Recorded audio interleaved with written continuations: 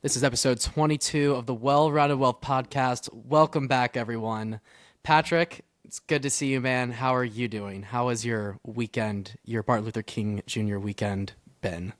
It's been great, man. How you doing? I know you had a little eventful weekend, so um, Yeah. I had some stories, but rather relaxing. Yeah, so this weekend I found out my car got broken into.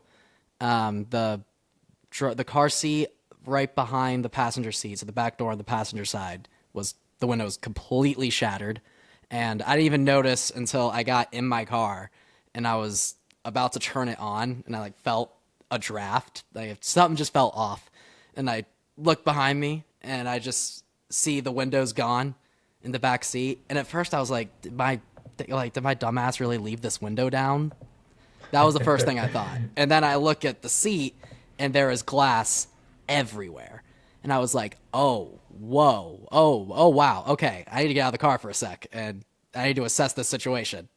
I was like, this was not an accident. Something happened. And then I was like, okay, I guess someone broke into my car. It didn't seem like anything was stolen. And then a neighbor in my apartment complex walks by and he's like, hey, did your window get smashed through? And I was like, yeah. And he was like, yeah, dude, it happened to like 11 cars in the parking deck. And I had not heard this at all. And I was like, oh my God. He goes, yeah, it happened to me too. He's like, my girlfriend's bag got stolen. It was in my passenger seat. And I was like, damn, that sucks. Sorry. Damn, that's crazy. That happened to me too. And but then he goes, "Are you just now figuring out that this happened to your car?" And I was like, "Yeah, why?" And he goes, "Dude, this happened like 3 days ago." I was like, I, Jack I, never leaves his room. I know. I've been working from home for my job, so I hadn't been to my car in like 5 days. So I had no idea it happened. Didn't get Five an days? email. Are you serious? Yeah, five. I mean, I left the apartment. Like, I'll go on walks or go to the like if I Oh, need to grab a oh, quick thing okay. from the store, I can walk to the store. Yeah, everything I was doing was walkable. I haven't had to do a big grocery run. I will next week or later this week. Need to make a grocery store run where I'd have to drive. So yeah, I just hadn't needed to drive like all week. Isn't So that crazy? Like now, if you live in a big city, you really just don't need to drive. it's kind of weird. Do you like it or not like it?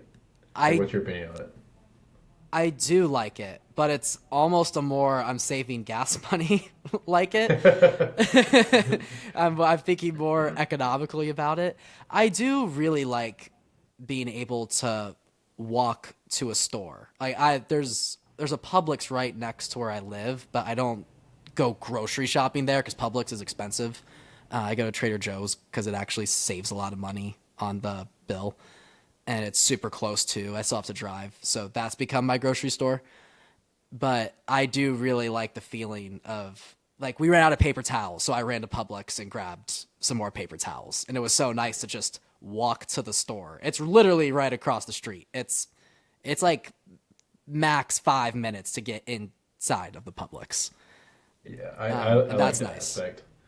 It's just everything's so convenient too. And like if you really need to go somewhere, you still have access. Or at least in Charlotte, we do. Atlanta's a little bit more crazy, but like Charlotte, you can just in 2 minutes you can get on a highway or freeway and go somewhere else. But you also have that accessibility to walk around, which is super nice. Like grocery store, like you're saying, gym, social scene. Does Atlanta have a train or light rail? Yeah, it's called the MARTA, and it's a train, like underground. There's literally it's right next to this apartment. One of the stops, the Midtown stop, is Oh, really? also under like a 3 minute walk, dude. It's That's awesome. I did it when I flew out of here to visit my family for Thanksgiving. I took the train to the airport, and it literally takes you right to the terminal. And it was like two that's so bucks. nice. It was like 2 bucks for a 20-minute train ride. No traffic, no nothing. I got out of the train. I was pretty much at the terminal. It was so convenient. That's sweet. Yeah. Yeah, that part of living in a city I do enjoy. It's like just the convenience of everything. So Yeah. No, I definitely agree. Overall, I do really like it. for sure. Um, I really like driving just to go somewhere different, if that makes sense. Mm. Um, just a change of pace, just a change of scene, especially because I am in a city. It's kind of nice to get more out into the suburban areas or go to the parks that are around here. You Yeah, know what I that, mean? that it is nice because you can like driving it now. It kind of feels like a little trip.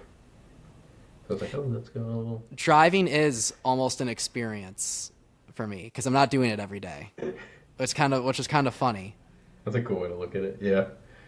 Speaking of experiences, what are we getting into today? That was not a very smooth transition because what we're talking about has nothing to do with experiences. But anyway, what are we getting into today?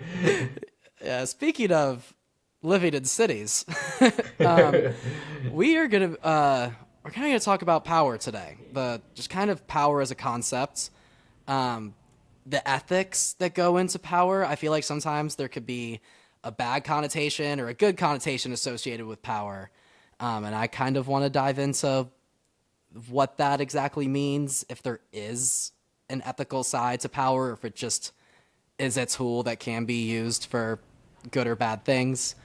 And yeah, so honestly, going off of the car example, to kind of kick this off, because it kind of made me think about it, I was, my decision making for how I dealt with the car was I want to get this fixed by spending the least amount of money possible.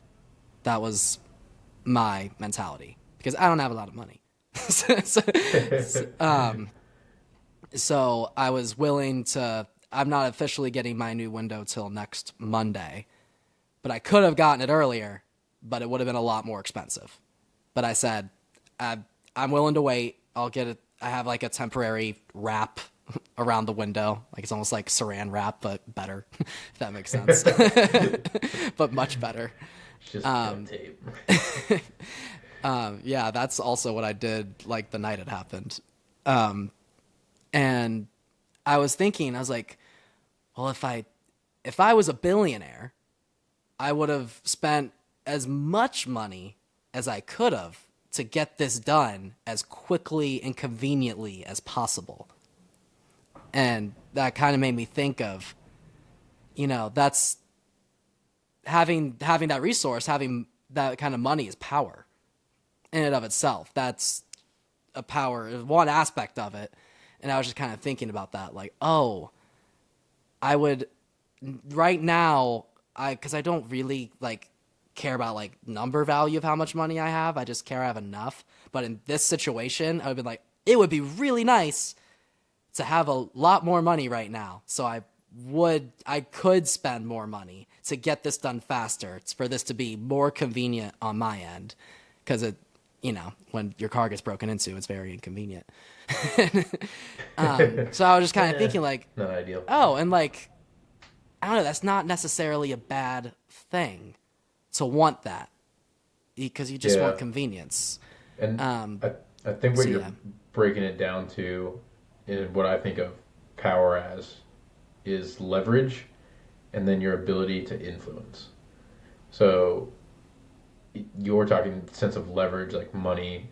I think power in terms of leverage is money, capital, and labor.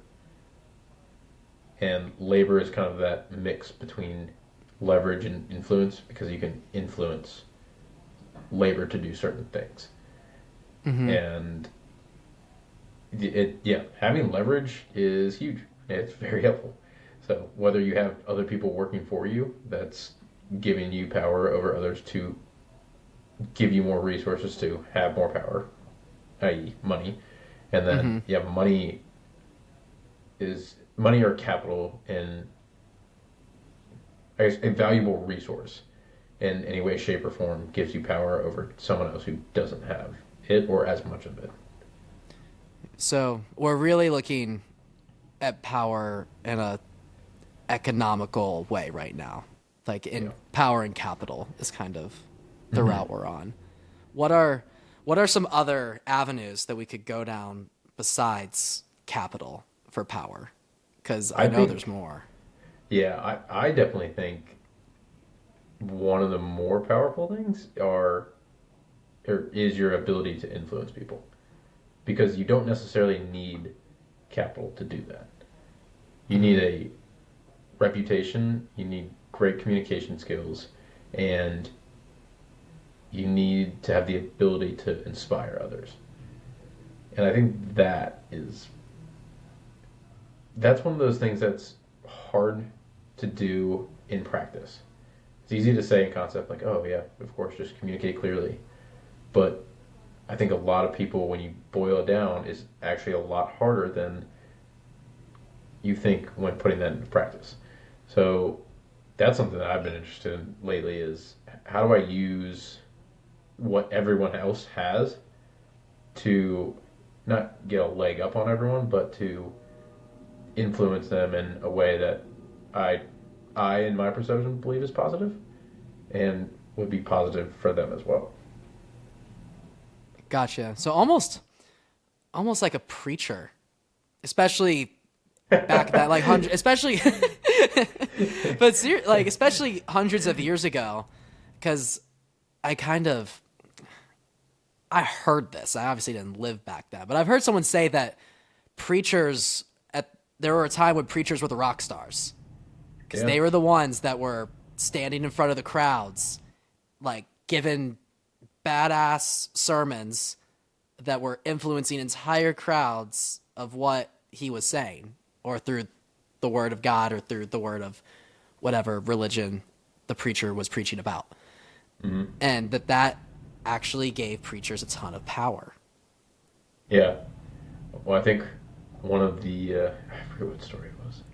I think it was Paul. He's the big gospel guy that spread the Yeah, word, and yeah, yeah. he was It's Saul, but then he became Paul. something like that. He wrote all the letters. It was Patrick. Patrick the preacher.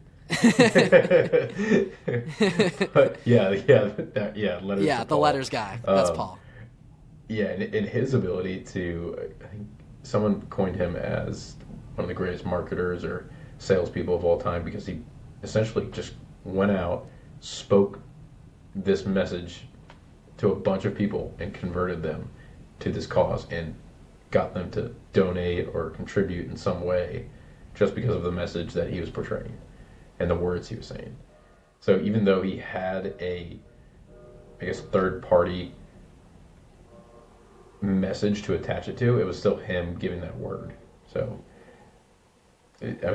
yeah, I guess religion is very good in the sense that if you want to look at power, their ability to use the message of that religion to convert others is pretty interesting. Yeah, I think it's also really interesting with the. I do think that's why doctrines do have like why there are doctrines in religious organizations, why there is structure to it, because they're just like for a government, there needs to be checks and balances to that kind of thing. Because power, I don't think it's necessarily innate for us to abuse power, but it happens. And honestly, at some point in all of our lives, I mean, maybe not in an extreme way, but we've maybe used the power that we've had for our own advantage at some point. You Oh know what yeah, I mean? Like, 100%. absolutely. And so maybe it is a way innate, but I don't think it's what we're all destined to do with power. Like, I don't think we're all. Yeah. I don't. I don't know. I'd love to talk to people who have been through that, like through positions of high power and corruption. And it's like, would anybody really fall into that corruption, no matter who they are, or would people actually like? Are there people that check themselves and don't let that go to their head? I think there are. I personally Oh think they yeah. are. I mean, you can see it. Yeah, I guess it's interesting too because I'm sure in that position, it's like to someone who is lower than them, the person who's has less power thinks the actions of people who are more powerful could be perceived as not ethical. But if you're in that position of power, do you have a responsibility to do a certain action? like for example, I mean, if one of us had the ability to snap their fingers and send a military order out, we would be like, "Yo, dude, what are you doing? Like, why are you calling the troops to go raid the apartment building next to you?" But if you think about it, the president has that kind of ability in Mm-hmm. a massive scale. Like he can flick his fingers and say, "Send nukes." Yeah. So I think there is definitely a. I think as power increases, your what you should be able to do with that power also increases. It's just what's your intention behind it? Because the other great example is the person who's take a like Thanos for example. I have Mm-hmm. all the power and I believe I should do this. Like he thinks he was justified in that action, but to everyone else, he's corrupt and he's evil. He's abusing it. Yeah. To real people in who don't know who Thanos is or anything, that Thanos is a villain, a superhero villain in the Marvel movies, and he believes it's his duty to save the whole universe, but by doing so, he thinks we should get rid of half of the population for every race in the universe because resources will eventually run out, and it's the only way that the world will be at peace and prosper. And he does that, and in he was right, but do that. It's kind of like a do the ends justify the means because he also murdered trillions. Yeah. I have a question for you. Has there ever been an instance, or say you're watching a movie, or you see someone who is more powerful than you? Do you ever see that instance and say, "I wish I was there, and this is what I would do if I had that"? That's a really good question. You know, sometimes I try not to think like this because I one I don't have the experience that that person is in. Here's an example. I'm not thinking of anything extreme, but like when people talk about where movies are today, and when people talk about oh the movie should have been like this instead, or here's how I would have done this movie. Here's are the decisions I would have made. Sometimes I do think like that. Like I'll see a movie that I don't think is great, but I wanted it to be great, and I'll kind of think of ideas of, oh, well, if they did this, that would have been a way better way to do it, and this and that. So that's kind of where I get that the most. But I also think when you're actually in the machine of making a movie, it's not exactly easy to see those things, and it's not like it's one person calling the shots either. For example, the Marvel movies have been making shit money, and me personally, I don't think they've been very good lately. But also, I don't think if they just hired me to come in, I would be able to turn it all around. Even though I have ideas that I think they should be doing, and as a fan, there are things that are glaring issues to me. There's no way that people working there already don't see those issues because they also are the people working on all this are huge nerds about it too. Yeah. Everyone in the industry is attached to this stuff. So it's kind of it's kind of interesting to me that it's almost like it's just that creative block and that there's a big machine to it and that one person can't just come in with their ideas and call all the shots. It's just not in the long run how it works. I get where you were trying to get at with that question, and I think I took a different angle with it. Yep. It's good answer though. I do like it. Yeah. Yeah, I mean, if I was Hitler, I probably wouldn't have done what he did, personally. Fair, fair. I don't know if I would have said the Holocaust would be cool. I think I would have said no Holocausts. Good lord. uh, Is yeah, that is that more the angle you were trying to take? well, sure. But like, if you had a ton of money, like right now, Okay. and you or someone you admire who has either a ton of leverage or a ton of influence, take it that way. Okay. Is there something you'd be like, if I had that, I I would want to do this in this situation. I'm thinking I'm Leonardo DiCaprio Okay. and I have all this influence and status. Mm-hmm. This is the first thing I'm doing. Okay. I see what. Okay. I'm the richest man in the world. That's the Sure. game we're playing. Like richest man in Sure. the world. I have all the power. No one can tell me no. Whatever I do will go. I I make all the rules. I make all the shots. No one can Okay. change that. Wait, let me preface this. Okay. I know.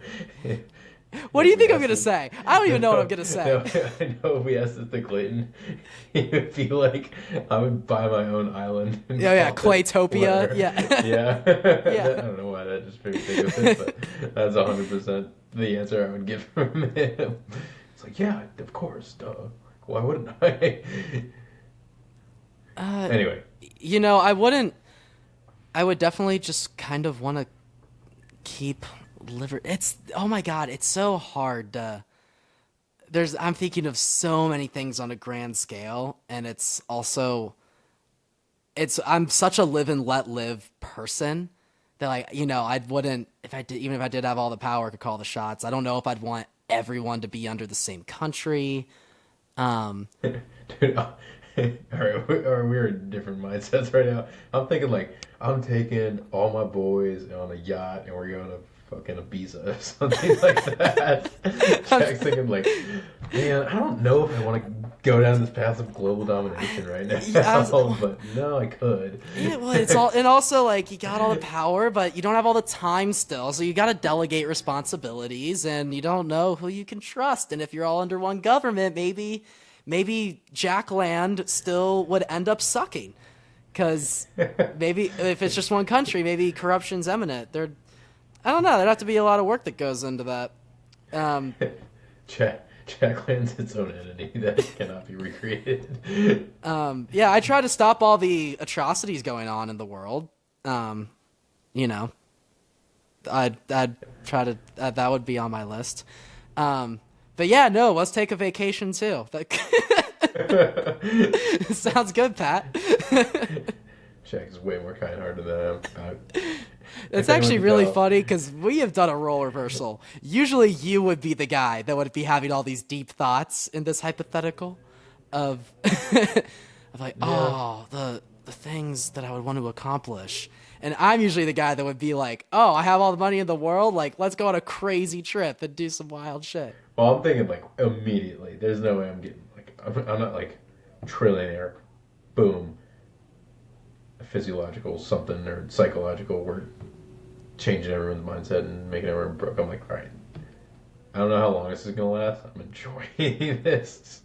Like, let me do some stuff that's on the bucket list that I think is out of the reach as of right now. Okay, Go to what's space, on your whatever. bucket list? Do you have anything on your bucket list? I don't even know. I do think I have one. I have a list of Oh, things you I think I actually want do. to do. I don't have a written out bucket list. I think I just have. Actually, I think I have more places I wanted to see. Yeah, here we go. Yeah, like hikes I want to do or places I want to visit. Those are the two things that are on my bucket list. I probably do events too. Like, yeah, there's more places though, like hikes, which I Yeah. guess is for me.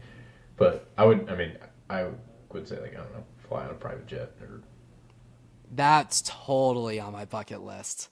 Or even But I, I don't even have to fly in it. I just want to like walk inside of one.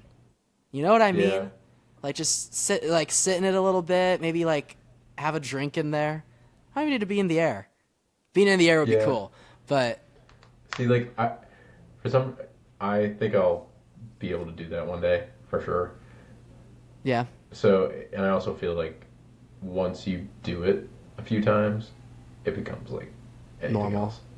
Yeah. Yeah, it I probably feel like my does. bucket list, if I'm thinking about making one, is stuff that's a once in a lifetime experience that Yeah. you just can't do so often. So like the paragliding, skydiving, that kind of stuff. Yeah. Um, I want doing to check some out Star Wars Land. That seems pretty cool. Space. Oh, I was thinking of the theme park at Disney Oh, I World. didn't even know. 'Cause I just heard great things about it recently, and I haven't been. No, I'm sure space you might can be get the out there. top of my bucket list. Going to outer space, Yeah, that'd be I cool. would. I'm not even kidding. If they said, "Hey, we're taking people to Mars, like to start living in Mars," I would legitimately consider going. I don't know if I'd Wait, do it. to stay there? Yeah, I would legitimately consider Why? that. I mean, think about this. You're on your deathbed. You're like, wow, I had that chance to go to Mars. I didn't go. I'm just dying here on Earth. I'll Yeah, never know but what another Mars is planet's just like. red rock, man. Yeah, but you got to start somewhere. Yeah, I'm and then you're saying, gonna keep going somewhere. It's on red rock. yeah, but you also don't know what else is on that planet. No one's actually been to all of it. Okay, fair, true. You know what I mean? It's a whole nother planet, dude. Like, I think it's a little smaller than Earth, but not by much. It's a planet. Yeah, but I it's just all think the it's same crazy. color. I think Earth is two colors from space. Actually, no, there's three. There's three. You can see snow. Oh, come on. Those are the clouds. The white clouds. No, no, Okay. snow. Anyway, I we're way mean, off topic. Mars is not just red. It's got like, an orange tint to it as well. I think Mars could be cool. That's fair. I'm just I saying.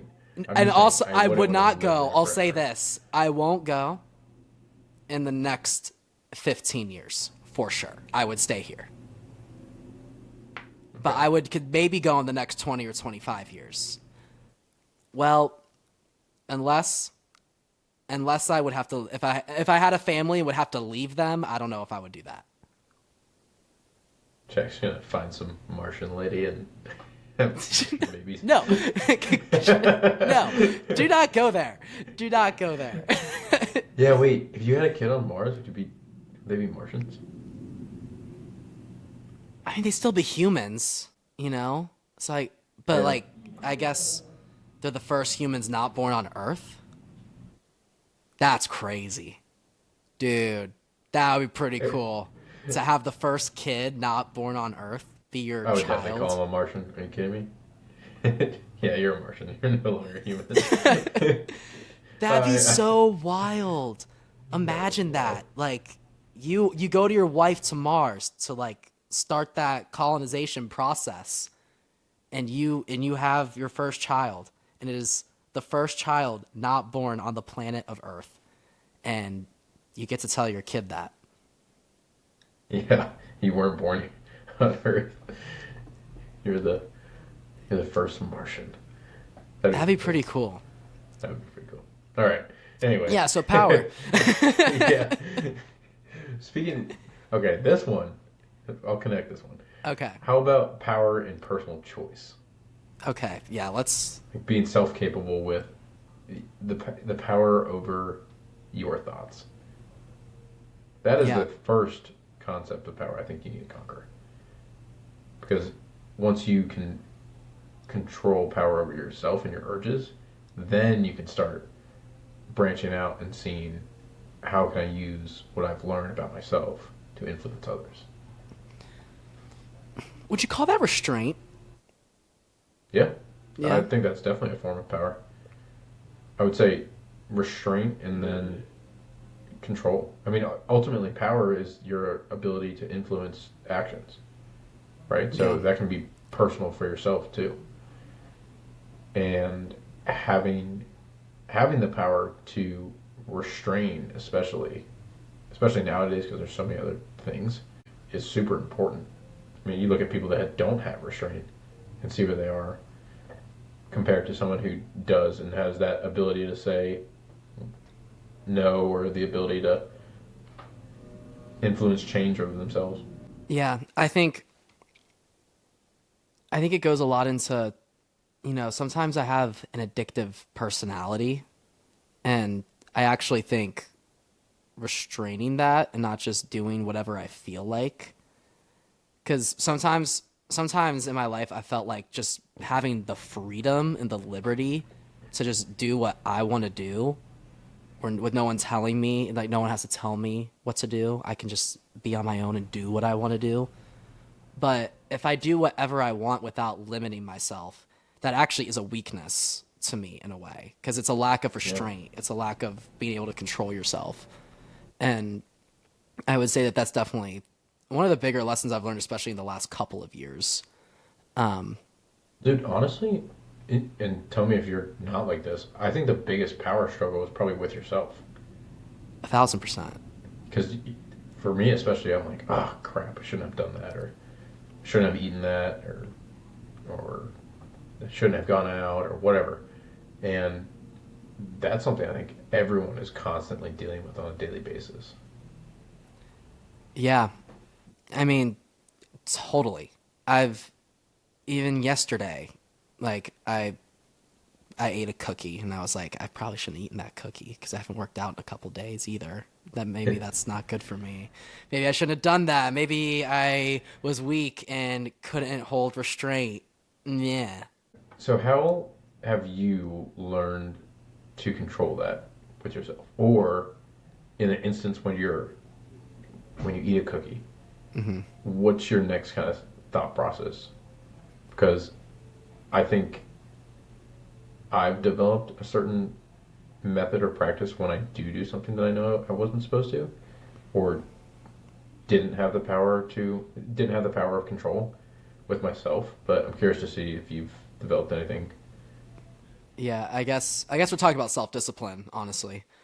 Um I honestly, it's what's helped me a ton is just knowing how angry I will be at myself after I do it and kind of reminding me of that, and that, whatever quick temptation you have on your mind will eventually go away. And it feels a lot better when after it goes away and you were able to have restraint, you're like, oh, you feel way better than you do when you do it. Now, there are also plenty of times where, I'll say, fuck it. I'm going to have a dessert. It's fun to have a dessert every once in a while. And that I'm not like kicking myself for. I mean, if I want to diet really hard, which I've actually am thinking about doing pretty soon, then yeah, then I can be more strict and regimented on myself. But I think there's also a balance too of being able to let yourself indulge in some things, as long as it doesn't become a habit. And that's also where that restraint comes in too, is being able to indulge in things every once in a while. I guess in my head, it's honestly sweets that's sticking out to me. But anything that I think this is applicable to in my life, it's as long as it doesn't become a habit. But for some people, and even for myself, it's easier to just not do it at all than it is to do it occasionally. Because once you start doing it occasionally, you're slowly convincing yourself that it's okay to do again. Yeah, well, I guess the question there is who has the control in that situation? Because you're right. When you give yourself the permission to indulge, you're are you doing it for yourself, or are you giving that, I don't know, devil on your shoulder, like, oh, we broke through? So what's the intentionality behind it? And I've definitely struggled with that, is because I definitely go super extreme on certain things like dieting or whatnot, and it it's okay muscle, and I know that even if I am indulging in a sweet, that the next day I'll be able to get back on track, or not even get back on track. That is part of my track. It's okay to have that. I see. So yeah, diet's always been the same thing for me. I have such a bad sweet tooth. I have a horrible sweet tooth. Oh my god, there's an insomnia cookie. Speaking of walkable things, like That's right. trouble for you. Oh my god, it's trouble for me. I haven't been a ton. I've done well. I've done very well for how close it is. I can walk there in 5 minutes. Ooh. I've been under 10 times. That's good. Like on probably 5 or 6 if I'm being like pretty. Then I'm chill with that. I've been here for like 5 months or so, however long A it's been. cooking month. Yeah, Yeah, that's fine. yeah, Mine used to. So when I was in like last year in college, I would do literally a full box of Oreo. Like, have I ever told you this? Like my insane sweet tooth stories. You told me in college you were getting crazy with the sweet tooth. Was it during COVID? Yeah, Like COVID. 2020 COVID? I mean, I always had one, but like this is where it was like, Yeah. damn, that boy can house some sweets. I mean, there was times when I would do like a whole entire sleeve of cookie dough, Ben and Jerry's ice cream, and then like a whole pizza or something, and I would just be able to house that in a night, and then I would probably do it like I don't know 3 times a week or something. It was Damn. nuts. That's probably where I gained so much. I mean, that was where I got really strong too, because I just had so much extra energy to use. I was like, well, fuck. But that was a bad. That was where I did not have control and did not have power because it was this constant cycle of like I would eat all that next day. I'd be like, crap, you're an idiot. You're hating yourself. Like I hate you. Like why the hell did you do that? Like I wouldn't eat for a day. Then I'd be healthy again, and then the next day I'd eat the whole pizza. Be like, God damn it. Yeah.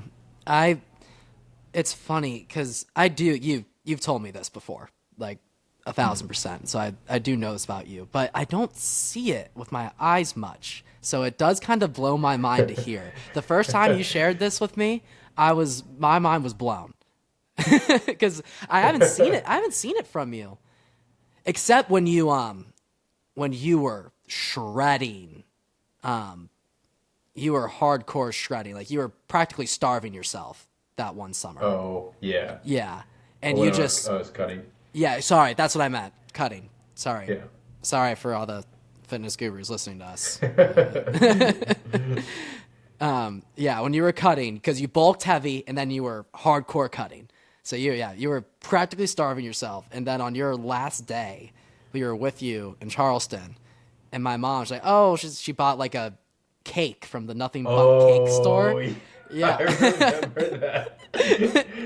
Dude, That was the you best. you literally like you saw that cake because you were done. You did it. You shredded, and you were the most shredded you've probably ever been in your life at this point, right? Yeah, Yeah, yeah. and you literally like you grab the cake with your bare hands and you start stuffing your face and you're like victory, like I've done it. Like I was like hell yeah, that's sick. Like it was probably the strongest man, like strongest looking person I've ever seen, like with my own eyes pounding a chocolate cake. It was so sick. It was so awesome. uh, Dude, we should do that. Have you ever seen like those eating, uh, not contests, but like the guys that just on YouTube just get a bunch of foods that they've always been craving and just have what is it? Oh, mukbang or whatever. I haven't heard of this. What? Like a Yeah. mukbang, whatever it's called. No, Where yeah, I don't know. where you kind of just you just get a bunch of food that you want and then you just sit around and talk to people. That'd actually be fun to do on a podcast episode. That sounds But great. Yeah, Jack's like, I'm in. I'm in. I'll do that. 100 insomnia cookies. I'd But be down to do something like that for sure. That sounds wonderful. It's a day where maybe like it could be like an indulging day or something like that. that I think is my biggest problem is whenever I do something I just go way too far and I don't know if that's necessarily a bad thing, but It's not. I was about to say that before you said that. I guess yeah, I guess also with power is how you look at it too. Like power for an action that involves power for one person it could be positive for one person and negative for another. Especially Yeah. if you intertwine cultures.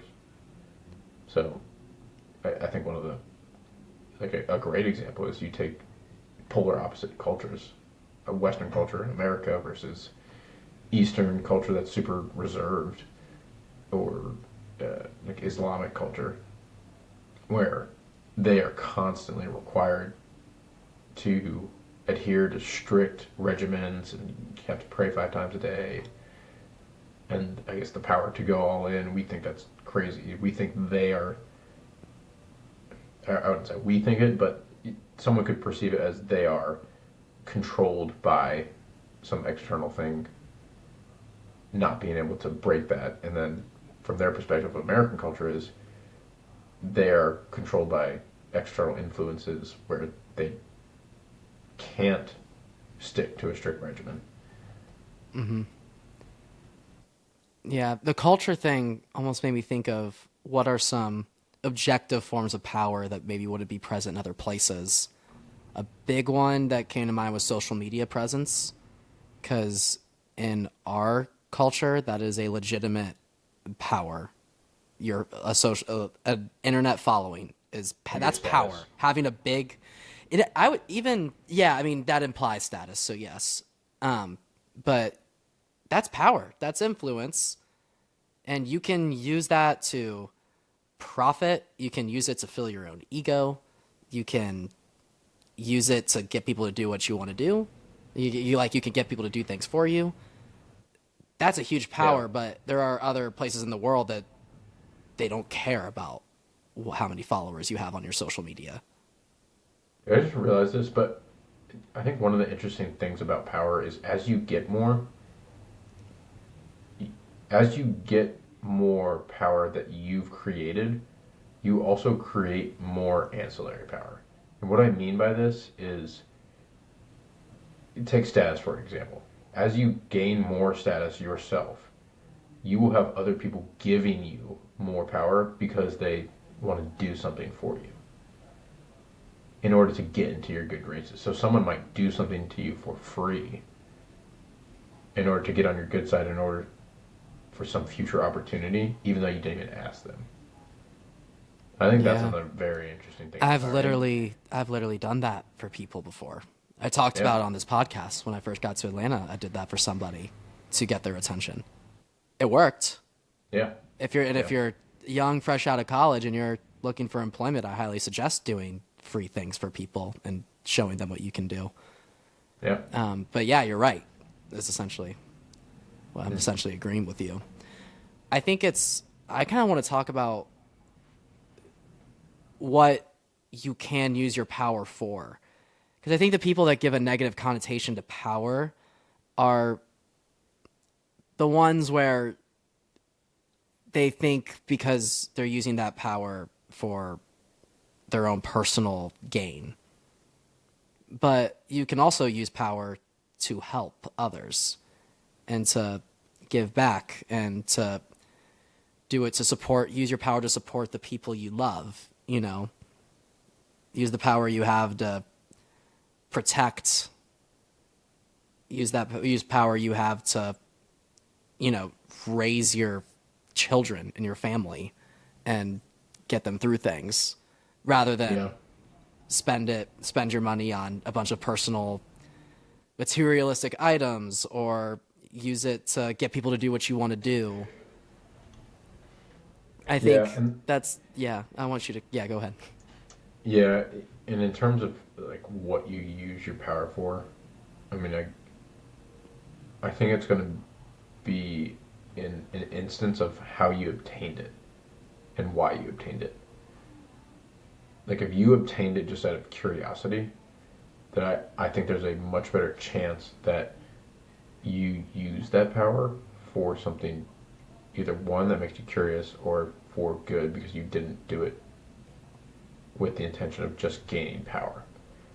Whereas someone who's like money hungry, they know what money can do, or the power behind money. So I'd almost say the people who are trying to get power for money are less inclined to use it for good. Because here's my thought behind it: is you can, like you and I, not the wealthiest people in the world or by any means, but we can still go out and do good, like right now. So I think if Hmm. the people who truly use power for good, which in that sense is their power of labor leverage, they will go and do that. If people are going out to gain money for power, I think there's, like, you often see it, that super rich and wealthy people, they start giving their money away because they don't know what else to do with it. So I don't think that's their intention behind the power. I think it's kind of they're deprived of something and they think the power that money would give them is going to fill some gap. Yeah, definitely. Like the money, people who are, I think, become money hungry, it almost always, at least the people I've met that kind of have that singular goal, very spiteful people. It started from a place of pain, started from wanting approval of someone and not getting it, and when they, instead of having that aha moment of I shouldn't have let that person make me feel that way, it's I will make that person ever regretting making me feel the way I did. It's like Yeah. kind of vengeance, Mm-hmm. vengeance, revenge.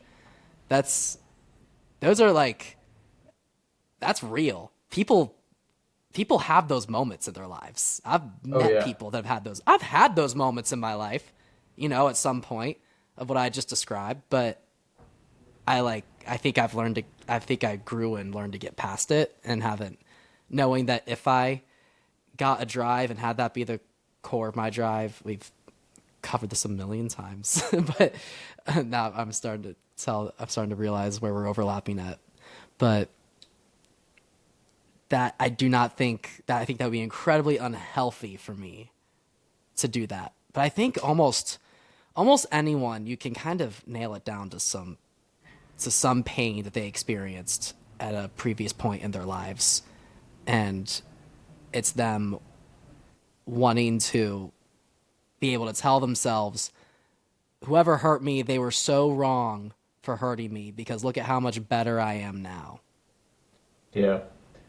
I mean, I'll admit that I'm definitely money driven. I will say I'm less so than I used to be before I kind of went on this personal development journey and reading a lot of psychology and whatnot. But it's still, I think of it more as it's fun to do stuff that makes money because inherently the stuff that makes money is oftentimes pretty cool, at least in my eyes. And one of the best quotes I think I heard about money is from Naval Ravikant, and he says that money solves money problems. So yes, the reason that I want money, or now that I have a desire to get more money, is because money solves those money problems. So I think it can relieve stress. So I mean, take stuff for Absolutely. example, just having the freedom to do what you want when you want to do it, like, and then being able to do that in perpetuity. So, or I don't know, simple things like having a cleaner or a chef for, like, I don't Yeah. need a I uh, I'm so with you completely. And for those reasons I'm money driven too because like exactly what you said. It's the amount of problems you have when you don't have money are way more than the problems you have when you do. It's having money does take stress off of your back because living paycheck to paycheck, like as we are just fresh out of college, it's stressful. And yeah, having more money, it just makes life less stressful. And if life is less stressful, then you don't have to be so self-absorbed of how am I covering my own ass. Where if you can get to a place of stability, now it's, oh, how can I cover my neighbor's ass too? How can I be there for my friends? How can I, you know, be a good person in my community? But right now, like me personally, I'm in such a place where I'm like trying to focus on how I can cover my own ass that I've noticed that I haven't been able to look out for other people as much. And I would like to. So yeah, if earlier it sounded like I was saying that people who are money driven are just because they're hurt people, that I disagree with. That's I was saying the reasons for it. You know, Dude, do you yeah, get what I'm and saying? honestly, yeah, I do. And I think to kind of summarize that, somewhat of the message you're saying is one of the coolest things about power, whether it is leverage or whether it is the ability to influence, is you can use that influence and that power to influence people for good based on the experiences you've had. So like money, I would 100% take care of my family and my friends. Influencing people psychologically and with words, I would do that and give suggestions that I know have worked for me that could possibly put that person in a better place. I think that's the cool. It's when you use it and it does work to better that person. Like I've done that with my brother. Is he wanted advice? That in itself is powerful because you have the ability. Not only is that person seeking your advice, so that's powerful in itself, but you also have the power to influence his next decision or his next action. And if that action benefits him in the long run, then that's great. I think that's a Yeah. cool responsibility to have. Yeah, I couldn't agree more. I mean, I've just thought about this while you were saying that. Like, you know what I love? When people reach out to me for advice.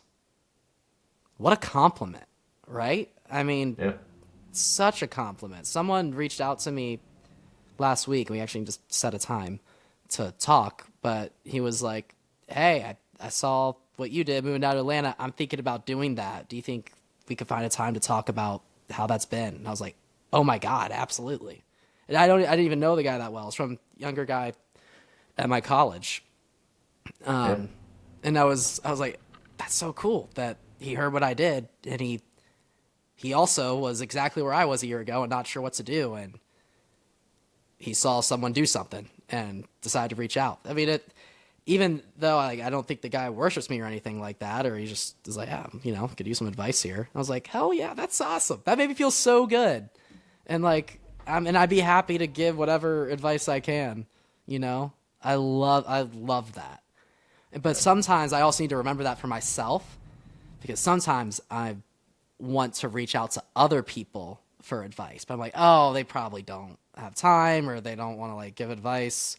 I'm like, actually, they if they're anything like me, they do. You know what I mean? yeah. Dude, and that's one of the notes I have here is it literally says "fuck it," but like the power to say "fuck it" and just do something, regardless of what other people think, is very powerful too. And I've Yeah, I'm trust me, I'm not perfect at this. I wish I had more. Actually, no, not I wish. I am growing and I'm working on the ability to just say, "Fuck it, I'm going to go do that," because even though in the back of my head that little person telling me like, "Oh no, I don't know, I don't know, I don't think you should do it." It's like, no, I'm going to do it because I want to, or I think I need to. that's Just great. go do the power to do. Power to do. But yeah, I mean, my concluding thought on power is that I think power overall is a great thing to have. I think it's better to be powerful than to be weak, but that just puts you into a position where you have to have the responsibility to use that power to put good energy out into the world and be kind to others rather than be selfish or be oppressive with that power.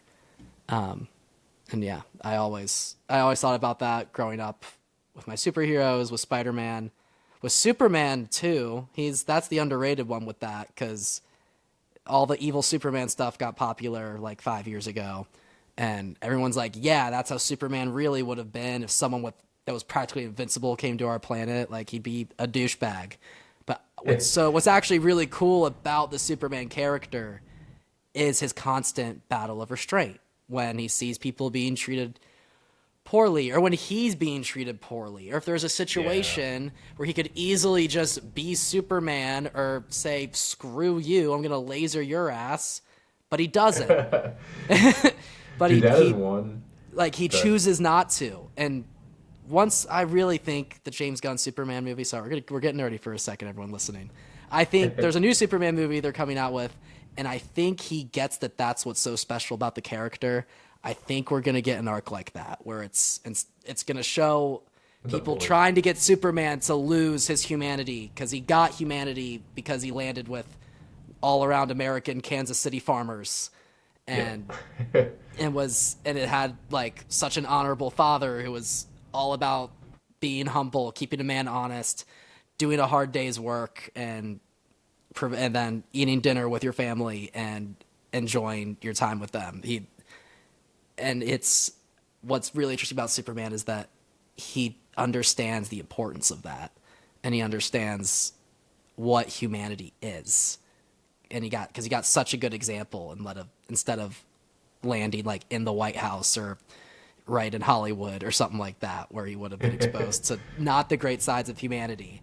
And he understands the importance of it, and he understands the duty that he has to preserve that and to protect that, and that using his power to oppress people will not fulfill him in any way. Which is the evil Superman characters, they show how he is not fulfilled in any way when he decides to be a douchebag instead. But yeah, I think that's an extreme archetypal form of power. Like it's literally like having the power to do anything you want to do. And I think it's really cool that there is an example or a character of that shows how much personal fulfillment you can have if you use your power to be good and to be kind, and rather than the opposite. Dude, you're definitely in the right industry. I love how you describe stories and movies because even though I know Superman is not a good movie, it's like I kind of want to watch that right now. Oh, watch the original one. The original one's great. It doesn't go super into that, what I just said, very much. The TV show Smallville really goes into that. But Well, that's what I'm that's a saying. 10 Like season TV show. now I want to watch it. That your version that you just described. Yeah, I think we're getting a certain version of that coming. But no, that TV show is pretty good. It's like Superman in his high school years, and it's like kind of like a coming of age, but he's like Oh, getting all of interesting. these powers. Yeah, it's cool stuff. All right. Fun show. All right, Cool, anything else cool. you got? Yeah, I think that's it. John and I are super powerful. Just watch out for us in the skies. We'll be flying around. Totally. No, but quick updates. We got some guests that are actually coming on, so be on the lookout for those over the next month or two. And as always, please like, share this, and follow us on all of our socials and where we post the podcasts, Apple Podcasts, Spotify, etc. And then if you ever want to be on, or if you ever have any questions for us, or any comments on what you want to hear, please reach out to us. We are, again, you can reach us through the socials or at wellroundedwealth1@gmail.com. Absolutely. And yeah, Patrick and I always talk about being more free flow with the episodes. This one we went really free flow, and we realized that. So I think we'd love to hear y'all's feedback of what y'all thought of that, of just kind of just more going with the flow, just talking about whatever. Yeah, we'd love to hear if that kept you guys engaged. If you guys want it to be more focused, we'd love to hear feedback from you guys because we love you guys and we love that you're listening to us. And thank you so much for listening to us. And we'll catch you guys on the next episode. Peace.